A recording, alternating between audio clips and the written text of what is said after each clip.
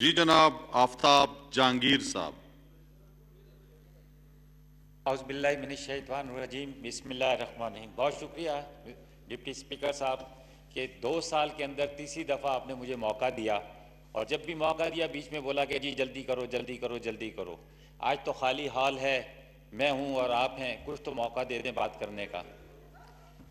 روزہ ہے، جی، رمضان المبارک کا مہینہ ہے۔ سب سے بڑا ایشو پارلیمانی سیکرٹریز کے ساتھ یہ ہے کہ جناب انہیں کسی بھی موقع پر بولنے نہیں دیا آپ کو جاتا۔ پورا موقع ہے جی، آپ کرونا اچھا پر جو یہ اچھا، آفت جب آئی آپ ہوئی ہے اس پر سارا پورا دن بولیں۔ 2 دن سے آپ ہمیں پورے پاکستان کی ہسٹری سنا رہے ہیں اور ہماری باری میں آپ کہتے ہیں کورونا سن لو۔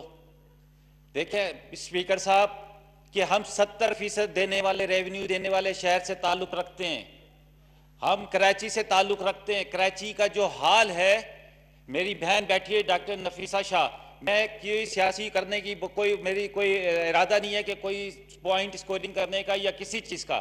میں نے اپنے نمائندوں سے، اپنے پیپلز پارٹی کے دوستوں سے، پیپلز پارٹی کی بیوروکریسی، صوبائی بیوروکریسی کے آگے ہاتھ جوڑے کہ یہ ایک وبا آئی ہوئی ہے، اس میں ہمیں مل کر کام کرنا چاہیے۔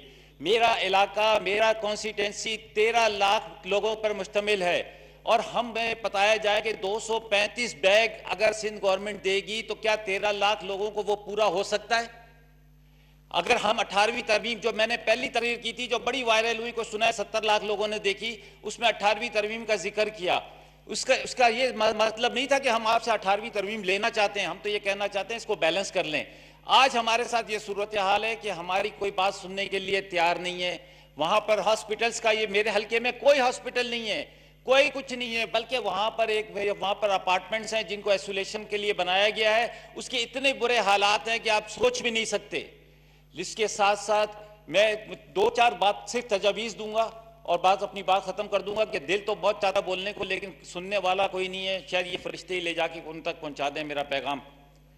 پہلی بات یہ کہ انہوں نے ایک لاک ڈاؤن کی بات کی، پراپر لاک ڈاؤن کی بات کی، لیکن آپ یقین جانے کہ کراچی کے پوش ایریا کے علاوہ کہیں لاک ڈاؤن نہیں تھا۔ صرف اس ایریے میں تھا جہاں پر لوگوں نے اپنے گھر کے باہر لکھ کے لگا دیا وزٹرز آر ناٹ الاؤڈ، لیکن جہاں پر لاک ڈاؤن ہونا چاہیے تھا وہاں پہ لاک ڈاؤن نہیں تھا۔ جو کراچی کے ریموٹ ایریاز ہیں ان میں لاک ڈاؤن نام کی کوئی چیز نہیں تھی۔ میں آپ سے ان سے درخواست کرتا ہوں کہ وہاں پہ رینڈم ٹیسٹنگ کرائی جائے تاکہ پتہ چلے کہ وہاں پہ کوئی کرونا کے پیشنٹس ہیں یا نہیں۔ ایک دوسری بات یہ کہ ابھی انہوں نے جب ایز کیا تو میری نفیسہ صاحب سے یہ صاحبہ سے درخواست ہے کہ وزیر اعلیٰ صاحب کو کہیں کہ مالز کو کھول دیں۔ یہ جو بگ مالز ہیں یہاں پر کنٹرول کیا جا سکتا ہے کیونکہ ان کے پاس سیکیورٹی کا نظام ہوتا ہے، ان کے پاس ایگزٹ اور انٹری کا گیٹس ہوتے ہیں، یہاں پر کنٹرول کیا جا سکتا ہے۔ اس کو انہوں نے لاک ڈاؤن کر دیا، 100% بند کر دیا ہے، اور ان جگہوں کو چھوڑ دیا ہے جہاں پر بالکل بھی احتیاط نہیں ہے، ان علاقوں کو کھول دیا ہے جہاں پر بالکل احتیاط نہیں ہے۔ تو لہٰذا اس پر ایک طرف توجہ دی جائے۔ دوسری جو ابھی میرے بھائی نے بات کی، بالکل میں اس بات پر ان کی تائید کروں گا کہ مینورٹی کے لیے خصوصی فنڈز کا اعلان کیا گیا۔ ہمیں بھی جو لوگ فنڈز دیتے ہیں وہ کہتے ہیں یہ زکوٰۃ ہے۔ آفتاب صاحب، یہ زکوٰۃ کا مطلب یہ ہے کہ آپ نے صرف مسلمانوں کو دینا ہے۔ تو اب جب ہم مسلمانوں کو دیں گے، امانتاً ہمارے پاس آتی ہے، تو ہم جب مسلمانوں کو دیتے ہیں تو ہماری جو کرسچن کمیونٹی ہے، ہندو ہیں، سکھ ہیں اور دوسرے مینورٹی کے لوگ ہیں، ان کے لیے بڑے مسائل کھڑے ہوتے ہیں۔ اپنی ذات کی حد تک تو ہم کوشش کرتے ہیں لیکن پوری نہیں ہو سکتی، تو ہمیں وفاقی اور صوبائی گورنمنٹ سے خصوصی درخواست ہے کہ ان کے لیے ایک الگ سے فنڈز کا اجرا کیا جائے۔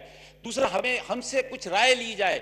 میں چاہتا ہوں کہ ہمارے ساتھ بیٹھ کر M P A M N A, Karachi کے M P A M N A کے ساتھ، سندھ کے ایم این اے کے ساتھ بیٹھ کر، پیپلز پارٹی کے ایم این اے کے ساتھ بیٹھ کر ایک ٹیم بنائی جائے اور ان مسائل کو نشاندہی کی جائے کہ جو اس مسئلے کا حل نکالا جا سکے، نہ کہ ایک دوسرے پہ تنقید کی جائے۔ اور جو گفتگو یہاں پہ ہم 2 دن سے سن رہے ہیں، اس سے بہتر تو یہ تھا کہ آپ ہمیں بلاتے ہی نہیں بلکہ ہمیں ٹی وی پہ ہی دکھا دیتے 4-6 آدمیوں کی گفتگو، 4-6 آدمیوں کی تقریریں۔ لیکن میں یہ کہتا ہوں کہ ہمیں اس بڑی وبا سے نکلنے کے لیے مل کر پاکستانی بن کر لڑنا ہوگا اور اس سے نکلنا ہوگا۔ دوسری یہ کہ ایک درخواست میرے پاس سری لنکا سے آئی ہے، ان کے وہاں کے لوگوں نے مجھ سے کہا، کیونکہ میرا تعلق مذہبی امور سے ہے، تو انہوں نے نکال کے نیٹ سے میرے سے بات کی اور انہوں نے ایک درخواست کی ہے. انہوں نے کہا کہ ہم سارے مسلمان سری لنکا کے مسلمان پاکستان کی طرف دیکھ رہے ہیں اور پاکستان کے اندر بھی خاص طور پہ اسلامی لیڈر اس وقت جو ہے عمران خان کی طرف دیکھ رہے ہیں کہ وہاں پر ایک بہت بڑا ظلم ہو رہا ہے کہ وہاں پر مسلمانوں کو بھی ٹرمینیٹ کیا جا رہا ہے. وہاں پر مسلمان جو فوت ہو جاتے ہیں چاہے وہ نیچرل ڈیتھ بھی ہو رہی ہے یا کوئی بھی ڈیتھ ہو رہی ہے انہیں بھی جلایا جا رہا ہے. وہاں پہ بہت زیادہ تشویش پائی جا رہی ہے. وہ کہتے ہیں کہ اس مسئلے کو بھی ہمارے اجاگر کیا جائے اور اس مسئلے کو انٹرنیشنلی دیکھا جائے کیونکہ پوری دنیا کے اندر ایسا نہیں ہو رہا, صرف سری لنکا کے مسلمانوں کے ساتھ ہو رہا ہے. اس کے ساتھ ساتھ میری آپ سے ایک درخواست اور بھی ہے کہ سندھ حکومت نے ابھی یہ کہا کہ ہم ہو سکتا ہے 6 مہینے کے لیے سکولز کو بند کر دیں, لیکن امتحان ہوں گے. یا تو وفاق اور صوبہ مل کر کوئی ایک پالیسی بنا لے بچوں کے لیے, اسٹوڈنٹس کے لیے, تاکہ وہ کلیئر ہو سکے کہ ان کے ایگزام ہوں گے نہیں ہوں گے, اسکول کھلیں گے نہیں کھلیں گے, کب کھلیں گے.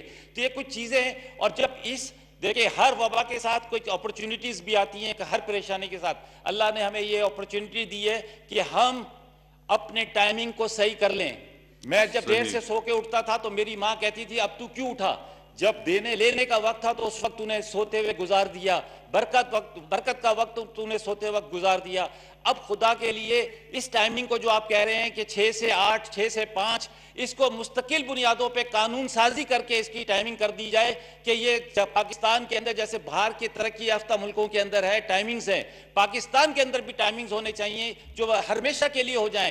تھوڑا سا ریلیز دے دیا جائے شادی بیاہ کے حالوں کے جب یہ حالات صحیح ہو جائیں تو ان کو 8-9 بجے تک کا ٹائم دے دیا جائے, ورنہ یہ مستقل بنیادوں پہ ٹائمنگ ہو جائے گی. اس سے 2 فائدے ہوں گے, ایک تو لوگوں کو ٹائم ملے گا اپنے بچوں کے ساتھ اپنے گھروں والوں کے ساتھ رہنے کا, اور دوسرا انرجی کی سیونگ ہوگی اور بہت سارے معاملات جلدی سوئیں گے. ڈاکٹرز کی بات مشورہ اکثر سنتے ہیں جلدی سو جلدی اٹھو, اس سے صحت کا بھی خیال ہوگا. تو کچھ چیزیں ہمیں اڈاپٹ کرنی چاہیے سوائے تنقید کے, سوائے ایک دوسرے کو گالی دینے کے. کوئی اچھا یہاں سے پیغام جائے کہ جو اسپیشل آپ نے دیکھا. پھر میں نے کہا بہت جلدی بولیں گے, میں نے کہا بہت اچھی بات ہے. ہاں بہت شکریہ, اس کو امپلیمنٹ بھی کروا دیجئے گا, سمجھے نا. لیکن بات یہ ہے ڈپٹی اسپیکر صاحب کہ خدا را یہ جو 3 دن کے لیے آپ نے اجلاس بلایا ہے اس کے اندر صرف تجاویز اور اس کا حل نکالا جائے, اور جو فنڈز دیے جا رہے ہیں احساس ان میں M N As M P S کو آن بورڈ لیا جائے. میرا 13-14 لاکھ کا کنسٹیٹنسی ہے احساس پروگرام کی. مجھے ڈیٹا ملنا چاہیے کہ مجھے پتہ چلے کہ میرے علاقے کے اندر کتنے لوگوں کو احساس پروگرام کے ذریعے ریلیف ملا ہے. اب جیسے بے روزگار ہو رہے ہیں تو ہم سے بھی پوچھا جائے کہ کون لوگ ہیں آپ کے جو بے روزگار ہو رہے ہیں, تاکہ ان تک بھی مدد پہنچائی جا سکے.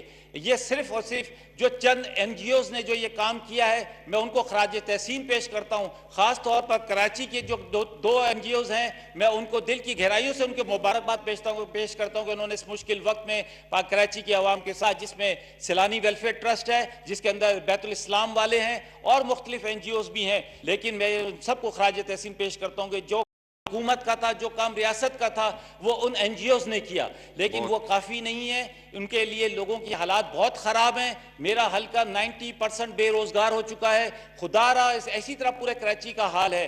صرف کراچی ڈیفنس کا نام نہیں ہے, کراچی گلشن اقبال کا یا کے ڈی اے اسکیم نمبر 1 کا نام نہیں ہے. کراچی بہت بڑا ہے. کراچی کے اندر 80% لوگ بے روزگار ہو چکے ہیں, ان کی طرف توجہ دی جائے. اور یہ جو میرے دوست نے جب بات کی تھی پانی کی, قادر پٹیل نے, کیونکہ میرے علاقے کے اندر ہائیڈنٹس ہیں جس کے ذریعے روزانہ کی بنیاد کے اوپر ہزاروں ٹینکرز جاتے ہیں. خدا را ان کو بند کر کے ان کو پائپ لائن کے ذریعے پانی کی تسلیل کی جائے تاکہ لوگوں تک پانی پہنچ سکے. پانی کی شارٹیج نہیں ہے لیکن اس کا انتظام صحیح طریقے سے نہیں ہو رہا. اس مافیا کو ختم کیا جائے. یہ بہت ساری چیزیں ہیں جو اس مشکل میں ہم بہتر کر سکتے ہیں, اس کو امپلیمنٹ کر سکتے ہیں, ان کے اوپر قانون سازی کر سکتے ہیں. بہت شکریہ. جی جناب ملک محمد احسان اللہ ٹوانا.